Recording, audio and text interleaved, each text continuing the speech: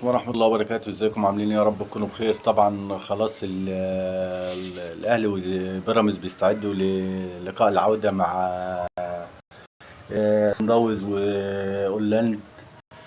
وطبعا في حالة صعود الاهلي وبيراميدز للنهائي، طبعا او الماتش الذهاب في النهائي، ماتش الذهاب هيكون للاهلي، فيخشوا الجمهور 50,000 60,000.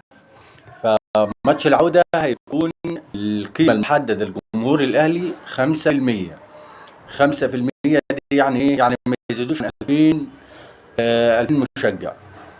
يعني بحيث صعود الأهلي وبيراميدز في النهائي، الأهلي هيكون موجود له حوالي 2000 في ماتش العودة اللي هو هيترفع فيه الكاس، اللي هو اللي هيبقى يتحدد من البطل. في حالة الصعود الأهلي وبيراميدز، يبقى الأهلي هيبقى موجود له في الماتش ده ما يزيدش عن 2000. ده الكاف اللي بيقول كده، مش الاتحاد المصري. لو الاتحاد المصري انتوا عارفين هيعمل ايه. وكمان الاتحاد المصري كمان أجل موضوع. كان المفروض قرار لجنة التظلمات هيطلع يوم 24 ورجع قدموه قالوا 23، ومحدش عارف حاجة. يعني القرار كده بعد طبعا المستشار علاء قنديل استقيل، فطبعا هيسيبوا القرار معاه بقى لحد يشوف الاهلي هيشارك في دوري ابطال افريقيا ولا مش هيشارك. فالامور رايحه على فين محدش عارف. كمان الاتحاد الكاف بيعلن من تشكيله الاهلي وبيراميدز 7 لعيبه في التشكيله الاساسيه، 5 من بيراميدز و2 من الاهلي. الاثنين اللي من الاهلي مروان عطيه وامام عاشور. وطبعا الخمسه اللي هم من بيراميدز يشيلوا واحمد سامي ومهند لاشين ومحمد حمدي ووليد الكارتي. طبعا مهند لاشين عمل ماتش قدام اورلاند، مباراه بيراميدز كله كان المدرب يعني ما بيسال المدرب انت يعني بتنفعل ودايما متعصب على الخط، قال لهم بيراميدز ملوش جمهور، فانا بحاول ادي طاقه للاعب ان انا الجمهور ودي وجهه نظر جميله منه.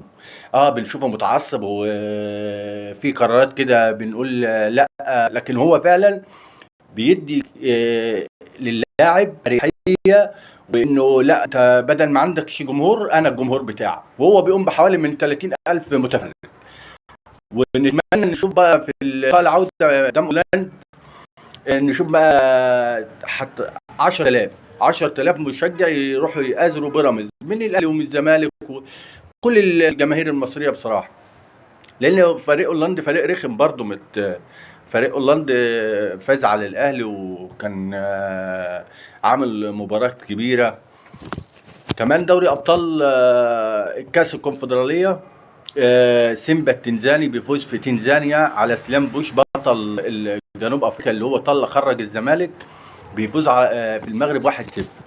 اللقاء ده بقى يبقى يوم الاحد. وكمان ماتش النادي الرياضي القسطنطيني اللي هو الجزائري بيخسر 4-0 من نهضة بركان المغربي.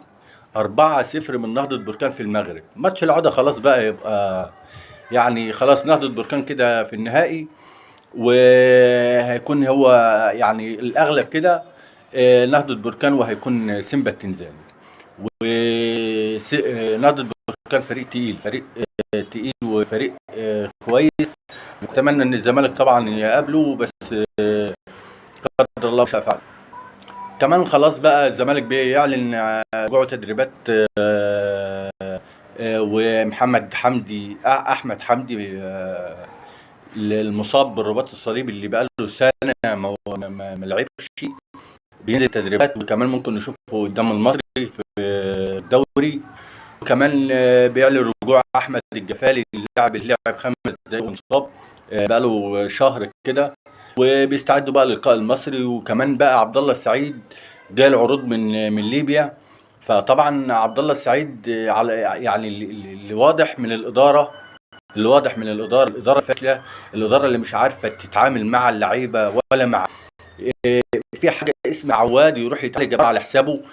الاداره دي فين والشغل بتاعها فين؟ محدش يعرف. كمان خلاص بدأ بالفعل شغل الاستاد بمدينة 6 أكتوبر. شركة الإنشاءات كده اشتغلت وبدأت بالجسات، وبدأت بالحفر باللوادر والحفارات، وفعلا شغالين يعني. كمان الزمالك بيفاوض كوتيسا، اللاعب اللي كان مرشح للأهلي في حالة عدم انضمام زيزو للأهلي، كان هو المرشح للأهلي.